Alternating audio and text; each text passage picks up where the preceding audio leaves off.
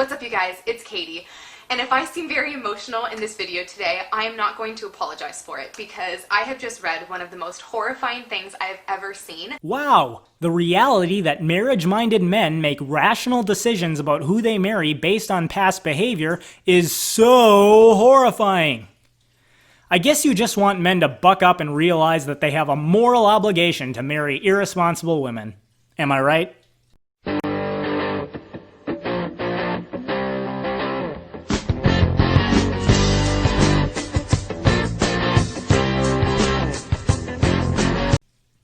Hello everyone, this is My Two Cents. Today I'm looking at a video put out by a YouTuber named Katie Emmerson.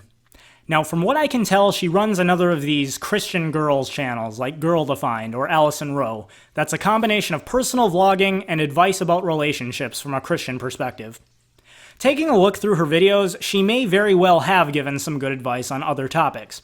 But this video in particular, where she reviews an article called Men Prefer Debt-Free Virgins Without Tattoos, is yet another example of the feminist agenda trying to teach women that they can do whatever they want and there won't be any consequences. So while I won't presume that she's deliberately trying to mislead young women, I will not apologize for calling out bad advice that only perpetuates men and women alike making bad decisions and having failed marriages. It is absolutely your right to make your own decisions regarding romantic relationships, but the decisions you make do have consequences.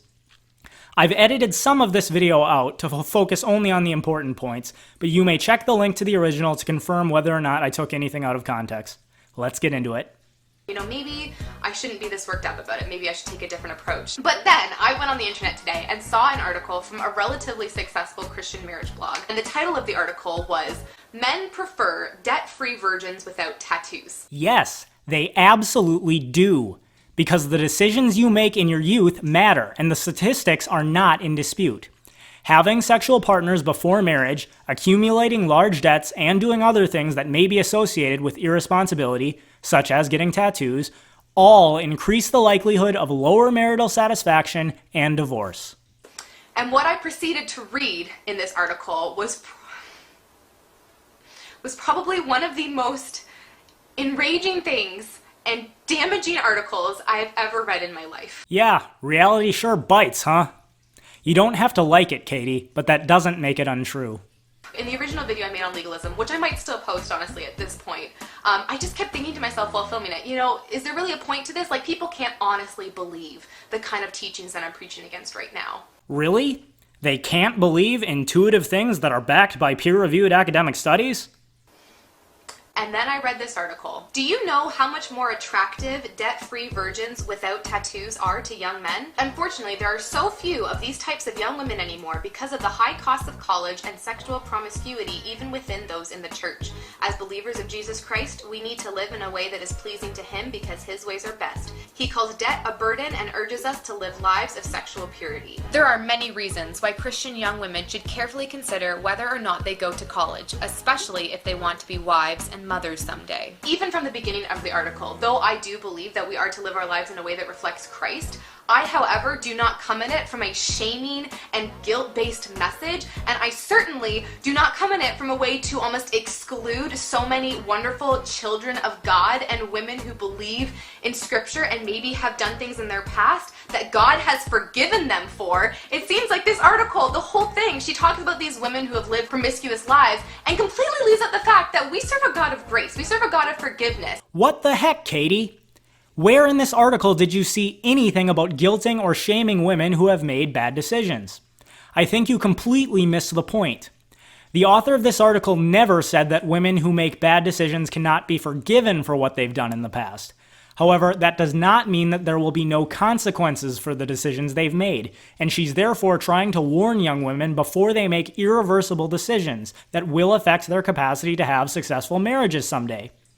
Further, are you guilting or shaming men who have made bad decisions if you encourage your fans not to marry men with a history of alcoholism or abuse?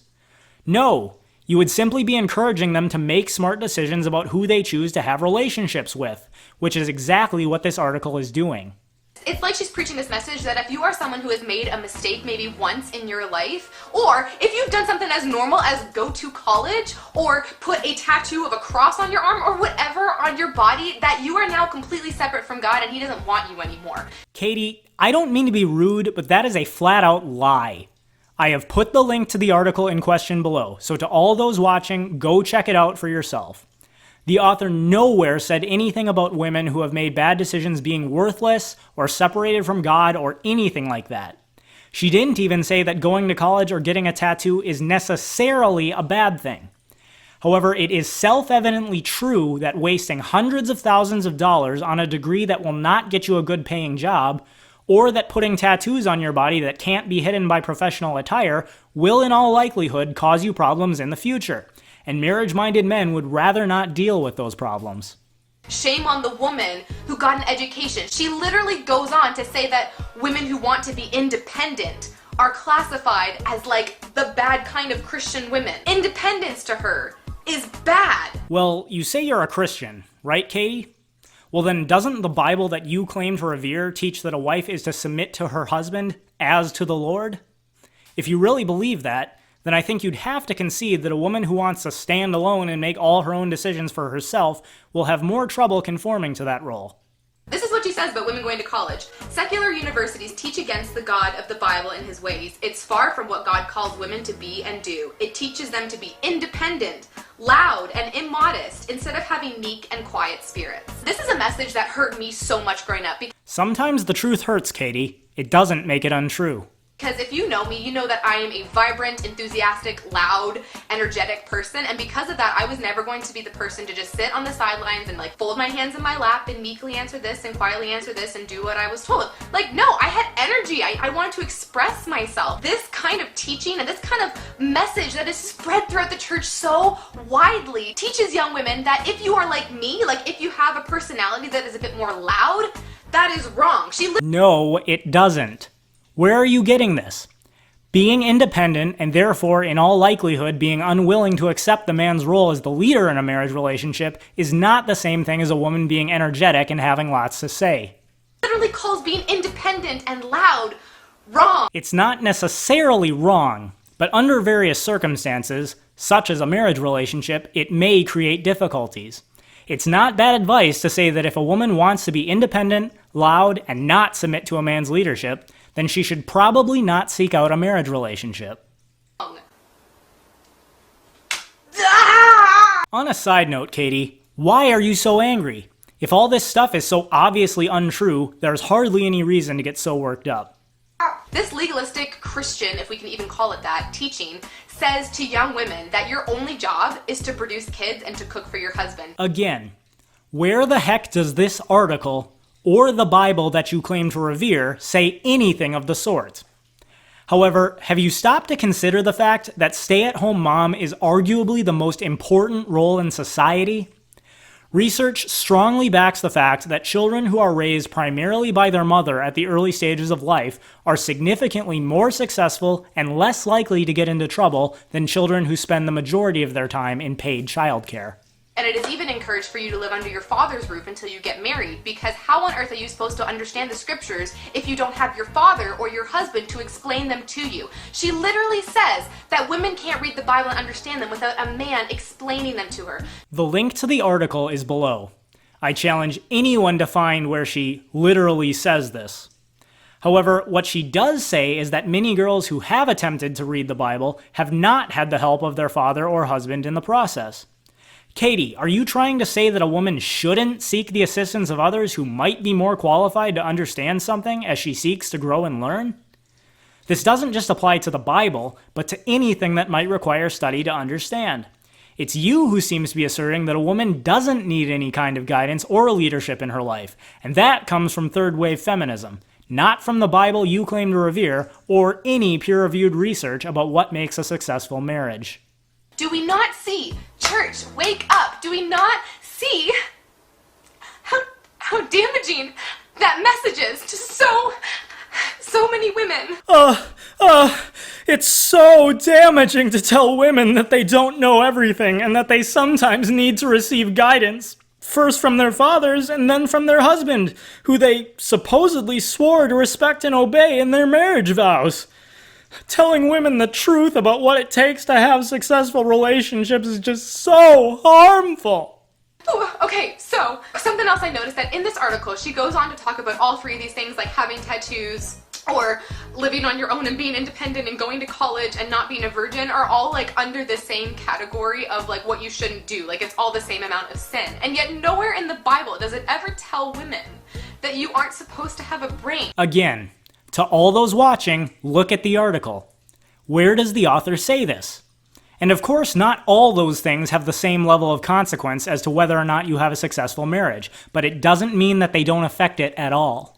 The article continues on to say this of young women who have gone to college. The husband will need to take years teaching his wife the correct way to act, think, and live, since college taught them every possible way that is wrong. Sadly, most young Christian women wouldn't listen to their husbands since they've not been taught to live in submission to their husbands. Some of you hearing this might actually laugh and think no one actually believes that. I can assure you they do. My mom has been in Christian marriage ministry for almost 10 years now, and this is a fight that she deals with every day on her blog. There is a message being widespread in the church that it is a husband's job to teach his wife how to act, think, and live. That without his teaching, a woman would inevitably stumble and live a life of sin and ruin because she couldn't do it without a husband telling her what to do every step of the way. That's not what this article is saying. However, it's absolutely true that third-wave feminism has taught women that allowing a man to be your authority in any capacity is wrong. Most women who think this way, and it seems pretty clear to me that you think this way, at least to some degree, Katie, think that their husbands have no right to act as leader of the household. And I'll be straight up with you. If you deny a man his place as leader of the household, then good luck having a marriage that doesn't end in divorce.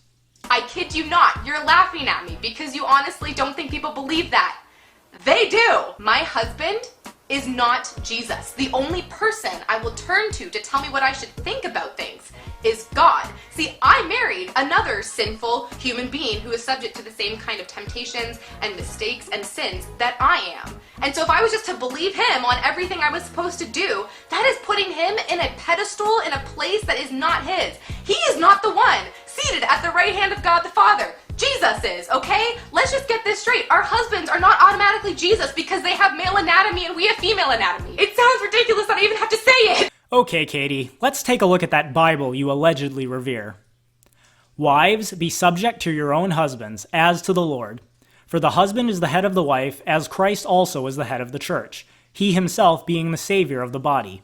But as the church is subject to Christ, so also the wives ought to be to their husbands in everything. Ephesians 5:22-24. Tell me, Katie, what exactly does that mean? That you don't have to obey your husband? You just have to listen to his opinions like you say in the text on the screen, but he's not your ultimate authority? Tell me, if your husband tells you that he wants you to quit your job so that you have more time to spend with the kids, are you going to obey? If he says you two are moving because he lost his job and he needs to go somewhere where he can find a better one, are you going to obey? What exactly does it mean for you to be subject to your husband as to the Lord? You're the one claiming to be a Christian here. See, the thing is, I could fit every criteria that this article praises. Like, I don't have tattoos, I didn't have debt, I was a virgin for my husband. I even could go beyond and say, like, I know how to cook. Later on in the article, she talks about how college is bad because, women should be at home learning how to cook and garden. So yeah, I know how to cook, and I always have wanted to be able to stay home with my kids. Good. And I guarantee those are some of the reasons that your husband chose to marry you, as opposed to a woman who had spent 10 years sleeping around, got a degree in women's studies, and already had kids from a previous relationship. However, even though I'm the definition of a lot of things that she praises, I could not wish to be further separated from this message. I noticed too when it comes to virginity, it's always a message of shame geared towards women. Like, if you've messed up, nobody's gonna want you now. That is not true.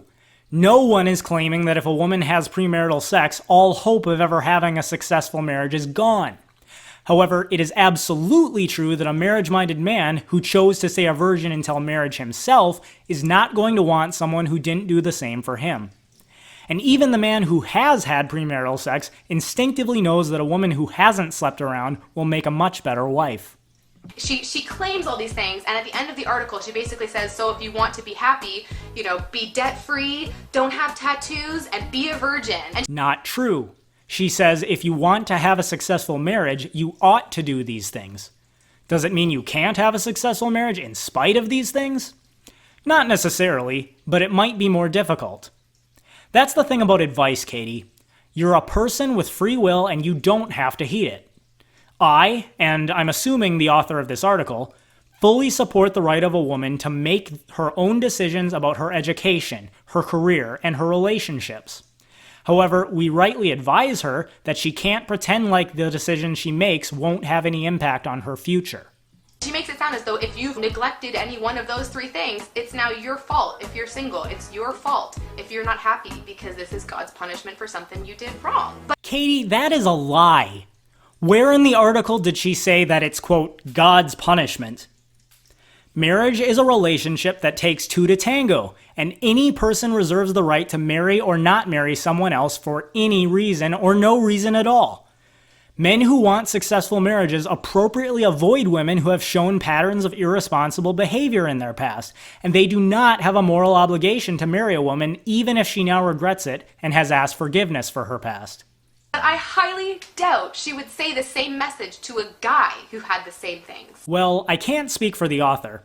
However, I absolutely would advise marriage-minded men that they ought to remain virgins before they're married, only get degrees in useful disciplines, and avoid getting tattoos that can't be covered up in professional attire. The difference is that many women seem to be much more willing to overlook these bad behaviors when choosing a marriage partner than men are, even though I don't think they should. And we're about to find out that you are exactly such a woman, Katie. I will be honest with you, my husband, whom I love endlessly, was 0 for 3 on all of these criteria that she set forth. He had a little bit of debt when we got engaged. If you've seen a picture of him, you know he has tattoos, and he was not a virgin for me. Well, whoop-de-doo, what a surprise. The man you chose to marry had a history of irresponsible behaviors, and you, the good Christian girl who stayed a virgin before marriage, chose to marry him anyways. Let me guess, you had to follow your heart, right? Look, I don't know your husband, Katie. He very well may be a responsible man who has learned from his mistakes. However, let me make a few observations. The fact that he's had sex with another partner, or I guess maybe partners, before you means that he is statistically more likely to cheat on you and to report being unhappy in the marriage later on. Depending on his chosen career aspirations, employers may have concerns about his tattoos, especially if they can't be covered in professional attire. Going on with that, debt in and of itself is not necessarily wrong, but depending on what degree he got in college, working that debt off may be more or less difficult. If you decided he's still the one for you, then good for you, Katie, but you shouldn't be surprised if some of these issues manifest themselves in your marriage. I was not more holy or more pure than he was when we came together in marriage. No, but it sounds like your past behavior demonstrated more responsibility and preparedness for marriage than his did.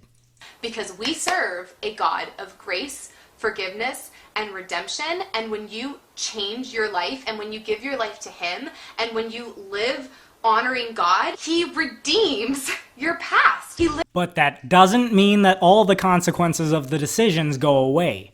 Literally died on the cross for all your sins. And pretty much every Christian will tell you that. And yet, so many Christians who tell you that will also seem to think that somehow making a mistake sexually wasn't covered on the cross. Like, if you're not a virgin, apparently that's not covered. Where does it say that? Oh yeah, that's right, nowhere! Well, let's use a biblical example then. King David lusted after another man's wife, got her pregnant, and had her husband killed. Was his sin forgiven? Yes. Were there consequences that didn't go away? Absolutely. Read the account. The son born to his new wife died. One of his chief advisors turned against him, and his own son led a rebellion against him that nearly cost him his life. The Bible that you claim to revere does not teach that just because you ask for forgiveness, all consequences go away.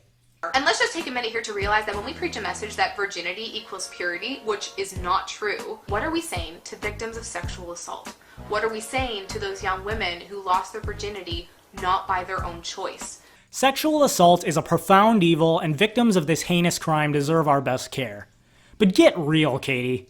Do you think that the majority of women who make this claim were actually sexually assaulted, or did they make a decision that they later regretted and are now trying to exonerate themselves by claiming it was sexual assault?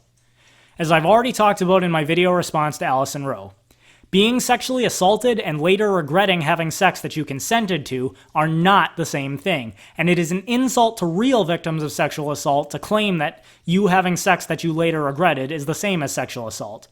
If a man forcefully attempted to have sex with you while you were repeatedly telling him no, call the police. If a man drugged you or you were so intoxicated that you couldn't possibly provide informed consent, call the police.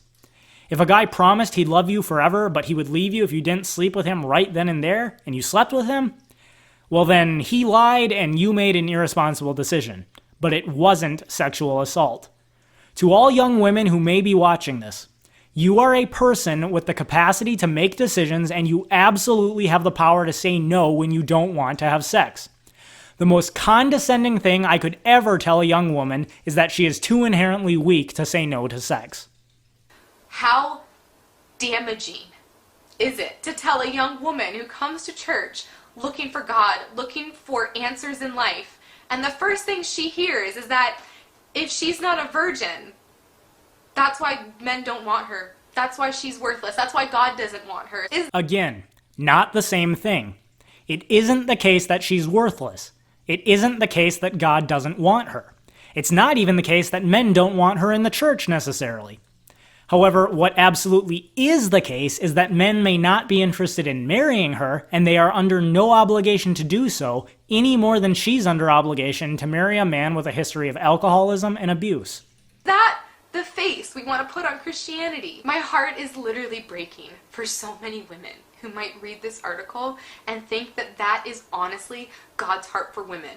That you're not independent, that you don't think for yourself, that your only job is to have kids and cook and garden, that if you have debt, if you tried to pursue an education, that was somehow wrong. And my heart is breaking for all the women who are so in denial of what is obviously true that they feel the need to make a 12-minute rant about how it's not. If this breaks your heart so much, Katie, then you should be telling young women who haven't made these mistakes yet to heed the article. She goes on to say she doesn't even understand why women want to go to college and have a career. Like, why would they just want to stay with the cute little babies at home? And you see, I myself am not career driven, and one day I am so excited that I probably will be able to get to stay at home as a mom and like raise my kids. That's going to be great. But that doesn't mean that I then like think that everyone should do that. Nor do I. But if a woman is more concerned about her career than having kids, she should not plan on getting married. She can't just decide when she's 35 that now she's ready to get married and have kids. It doesn't work that way.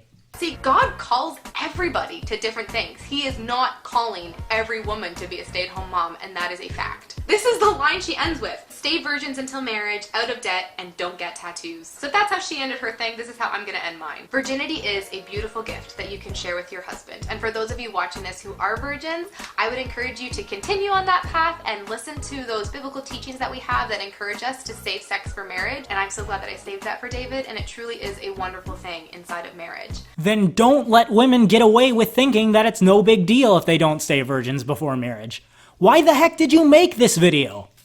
However, if you are not a virgin, whether that was based on a decision you made or a decision that was taken away from you, you are so beautiful and you are so loved, and your value in Christ is untouched. It is unblemished. You are a beautiful daughter of the Lord. And if you repent of the decision that you made, or you seek healing from the situation that happened to you, God can bring so much beauty out of that. There is so much left for you in life. You are not worthless. You are not ugly. You are beautiful, and there's so much waiting for you. Yeah, but one thing that may not be waiting for you is a responsible man who has been preparing for marriage. The decisions you've made have consequences, and you can't complain if responsible men have no desire to marry you. And if you went to college and incurred a little bit of debt along the way, or maybe picked up a tattoo or two as well, good for you. Keep working hard, fight for your dreams, follow God's plan for your life, and rest knowing that it is okay to be a Christian, strong, independent woman who has ambitions and dreams and is willing to work for them. But I hope the degree you got is actually going to help you get a job where you make enough to pay off those debts. And I hope the career field you're entering doesn't care about tattoos, especially if they're still visible in professional attire. If you're not in a relationship right now and you're unhappy about it, let me just assure you that it is not because men prefer debt-free virgins without tattoos, and if you've broken any one of these three things, I guess it's your fault now. Nuh-uh, sister. Katie, whether you're consciously aware of it or not, that is a lie. You are doing your sisters an incredible disservice by telling them that whenever they're not in a relationship, it's not because of the decisions they made in the past, because it very well may be. I do hope you teach young women to care about what the men they date have done in the past. So why shouldn't the men they date care as well? There are amazing young men out there who have had equally interesting walks in life and who understand the grace and redemption of Jesus Christ that this article would have you believe don't exist. Again, the article said nothing about grace and redemption. Grace and redemption don't mean that all the consequences go away. And you do not have to just sit around being quiet and meek, waiting for a man of upstanding character to come into your life who knows your value and your worth. You can go out and live your life to the fullest. Do not put your life on pause waiting for a relationship. You have so much value in you as a person. You can be an amazing, strong woman who does incredible things with her life, even if you have tattoos. All true, but it still doesn't mean that men have a moral obligation to overlook your past when considering you as a marriage partner.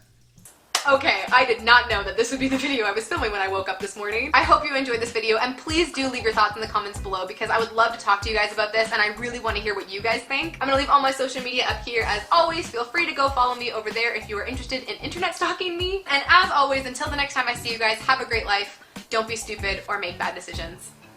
Well, if you didn't want them to be stupid or make bad decisions, why the heck did you make this video?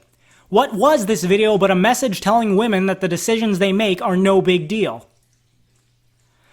Alright guys, again, I cannot stress this enough. Men and women alike have the absolute right to make their own decisions in life. I'm a libertarian, for crying out loud. But the price of that freedom is that there are consequences that you are then responsible for. To any ladies watching, if it is your genuine desire to have a successful marriage someday, then it is smart to stay a virgin before marriage, not go into unnecessary debts, and otherwise make smart decisions. If you've already done one or more of these things, you can't change the past, but you shouldn't make matters worse by sleeping around more or by accumulating more debt. Marriage is a decision that requires both parties to agree to, and no one is under obligation to marry anyone else. Therefore, when you're making decisions today, it would behoove you to consider how they will affect your future. And that is my 2 cents. Take it for what it's worth. Thanks everyone for watching. If you liked this video, please hit like and subscribe. You can also hit the bell to ensure you're notified every time I upload a new video. This video was made possible by my patrons. If anyone else would like to donate and help ensure that I have the time and resources to keep putting out content, for just $1 a month on Patreon or Maker Support, you'll have your name listed in the end credits of every video and the link to one of your social media platforms listed in the description. You can also support the channel by purchasing my 2 cents merchandise on Teespring. You can also follow me on Twitter, Minds.com, BitChute, WordPress, Gab, and iTunes. Uploads are every Thursday and Saturday, so stay tuned for more videos.